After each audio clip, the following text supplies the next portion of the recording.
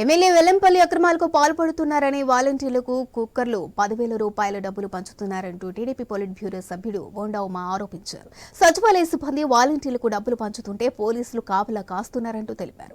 వైసీపీకి ఓటు వేయకుంటే సంక్షేమ పథకాలు ఉండవని వాలంటీర్లు లబ్ధిదారులను బెదిరిస్తున్నారంటూ తెలిపారు.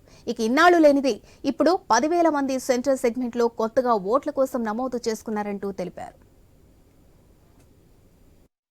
వైఎస్ఆర్ కాంగ్రెస్ పార్టీ ప్రభుత్వం ఏ విధంగా వ్యవస్థల్ని దుర్వినియోగం చేస్తుందో ఈ ఫోటోలు సాక్ష్యం. ఇవాళ విజయవాడ సెంట్రల్ నియోజకవర్గంలో మరి పశ్చిమ నియోజకవర్గంలో పనికిరాడన్న వెల్లంపల్లిని తీసుకొచ్చి ఆ వేస్ట్ ని ఇక్కడ పెట్టారో ఆ వేస్ట్ కి ఇక్కడ ఉన్నటువంటి యంత్రాంగం అంతా జీ హుజూర్ అని మొత్తం పోలీసు వ్యవస్థ ఎస్కార్ట్ గా ఉండి వాలంటీర్లకి సచివాలయ సెక్రటరీలకి కానుకలు, ఒక్కొక్క వాలంటీర్కి కుక్కరు, ఒక్కొక్క వాలంటీర్కి 10,000 నగదు, ఒక్కొక్క సెక్రటరీకి 25,000 సచివాలయ సెక్రటరీకి.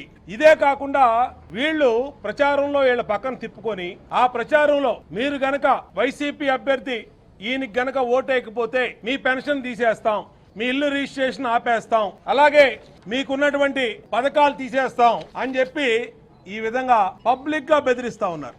వైసీపీకి వైఎస్ఆర్ కాంగ్రెస్ పార్టీ ప్రభుత్వం ఏ విధంగా వ్యవస్థల్ని దుర్వినియోగం చేస్తుందో ఈ ఫోటోలు సాక్ష్యం. ఇవాళ విజయవాడ సెంట్రల్ నియోజకవర్గంలో